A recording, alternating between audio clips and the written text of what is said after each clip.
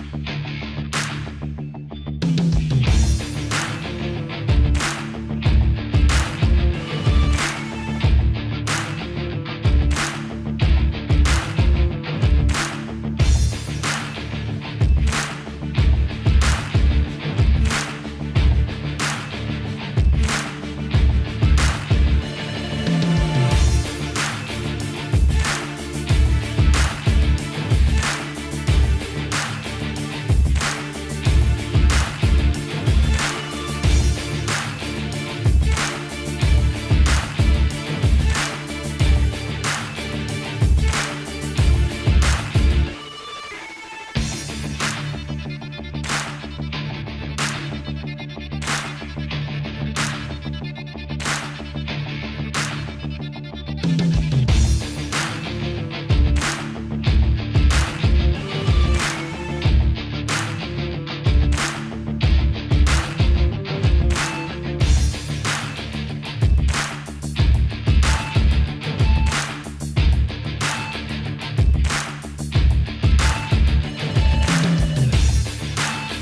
that does it for our build of the printed circuit board, and we ended up with the complete set of 11, all with the AmScope microscope. First time I've done printed circuit board builds with it. Very happy with its performance, and I will be showing in some future videos the real tight in close-up soldering techniques with the different types of components. So if you're interested in that, check that out. I didn't want to put it into this video because it ends up making it too long, but there's going to be a lot more especially instructional tutorial kind of information with respect to that coming up.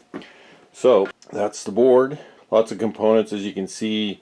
Having a stencil with the surface mounts would have done some time savings, but not the whole thing, because I've got a lot of through hole and extra mechanical attachments that have to happen. So hopefully that gives you a little bit of insight into going through a small build, kind of small production run, printed circuit board assembly. It can be done without having a lot of extra equipment or stencils or expense. You can do it just in a manual mode like this, and have it be that it's not a huge amount of time required to do it.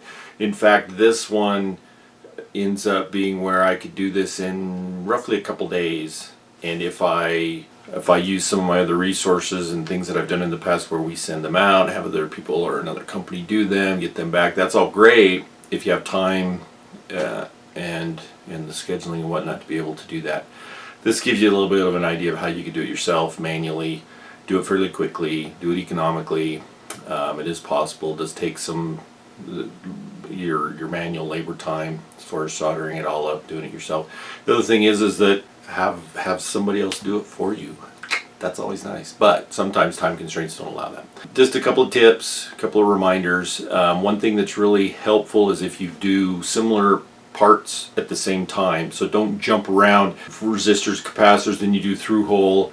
It's really nice if you do all of the surface mount components at the same time initially, because once you start doing through hole components and have the leads go through to the bottom side of the board, all of a sudden when you go back doing surface mount, it's going to rock and be unstable. It won't lay flat any longer. Doing the same part, say if you have 10K ohm resistors that are 0603 packages, do them all at the same time, because then you have a little bit of a productivity help there, because you're doing quantity. You're optimizing your time per component because they're similar. You don't have to worry about keeping track of values. You don't have to worry about packages. They're all the same. All you have to remember is they go in these specific spots, and then as I showed in the video, you just go one board, put it under the microscope, then move it on. Do the next one, and you just do an assembly line, and you get into a rhythm, and that speeds it up. That helps it so that you're the most efficient with your time. I also have, and again, I'll give a lot more detail in future videos. I also have two different solders that have worked out really well. In the past, I really love the part number. It's a Kester solder. It's a 24-6337-8853. The reason I like that is it's they call it the 66 designation for the rosin no clean flux, which is 3.3% of the cross-sectional area of the solder is made up of flux in the center. That's the highest that I'm aware of that you can find across any manufacturer. Typically 3.3 is the largest amount you can find. I think it's 3.3, 2.2, and 1.1 if I'm not mistaken. And the designations, you've got 66, 58, I believe it's 50 in the Kester system. In the alpha system, it's P1, P2, P3. Other manufacturers have their systems for those flux percentages. But what I'm getting at is that particular flux, it really is my all-time favorite with respect to doing surface mount printed circuit boards, because I don't have to apply any more flux. I don't like to clean, and the no clean flux properties are great, because you get in there, you solder, you're done. There's no extra time required to clean the board, and the flux is basically inert. Doesn't affect the circuitry over time, or the printed circuit board, the copper or the component leads, any of those kinds of things.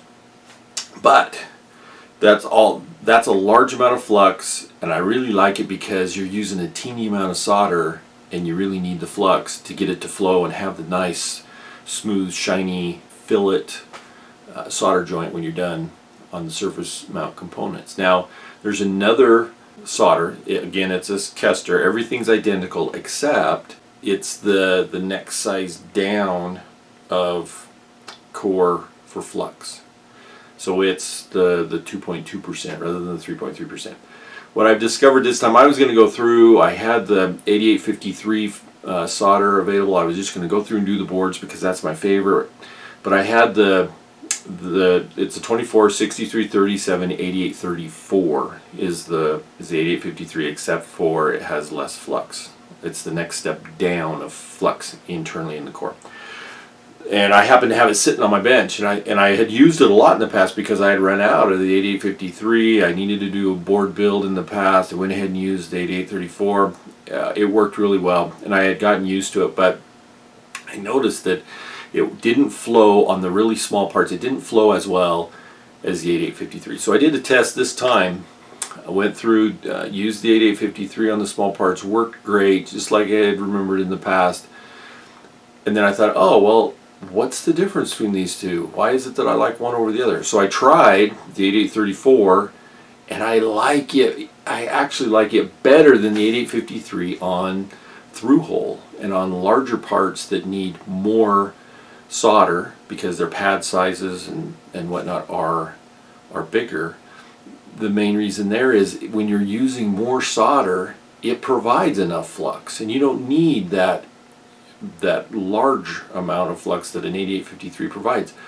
And then it gives a nice shiny, smooth fillet type solder joint that's the highly desired, I guess you could say, perfect solder joint, and there's less no clean flux left behind. So now I actually have two favorites. I have the 8853 that I love with respect to small surface mount components, and I have the 8834, which I love with respect to through hole, a little bit larger pad size surface mount components. Having the two of those available at the same time made it really easy to do a comparison. I think there's a great fit for both of those. If I had to do, and I have in the past, I've done everything with the 8853, or I've done everything with the 8834, worked out just fine. The 8834 on the surface mount components, it ends up taking me a little bit longer because I'm needing to have some more flux. So it's not quite as efficient as the 8853, but it's still a good choice if that's what you have available to you. The scope is a winner in this case. It has worked really well, and I'm really satisfied with it. Now, with all that said, the things that you watched, tools that I was using, materials that I was using, the microscope, the exact one that I've used here with the camera and the attachments and the LED ring lighting, all of that kind of thing, take a look down. If you're interested, take a look down below the YouTube video, and I have listed all of the equipment and all of the materials that I've used to do this build, and they're all, wherever I could, they all have links where if you want to purchase them, or if you just want more information on them, click on the links. It'll take you, in most cases it'll take you to Amazon, and they are Amazon affiliate links, so I do get a little bit of a commission if you do go ahead and make the purchase through them. So to keep the blog flowing dollar wise, that's much appreciated. If you don't need to make a purchase but you just want more information, click on the link. It'll take you to the pages and it'll give you more information. Some of those are actually mine, like the solder. I now have solder under the AggressiveFun name listed on Amazon. It's on our own e-commerce site. We're on eBay, we're on Tindy, we're on, soon to probably be on Bonanza, and definitely on Amazon. And it's all name brand solder. There's sometimes people will repackage solder from China or from wherever, whatever supplier, whatever location, and all they do is they give you some specs, but they don't tell you the manufacturer. You don't have access to a data sheet, anything like that. Well, everything that we put on, you've got the manufacturer, and it's a variety. We do, most of it ends up being Kester just because it fits really well and has done really well. But we also have Alpha, we also have Multicore, which is now Loctite, and AIM, a variety. So you'll be able to find a variety. But anyway, if you're interested, check out the links and whatnot below.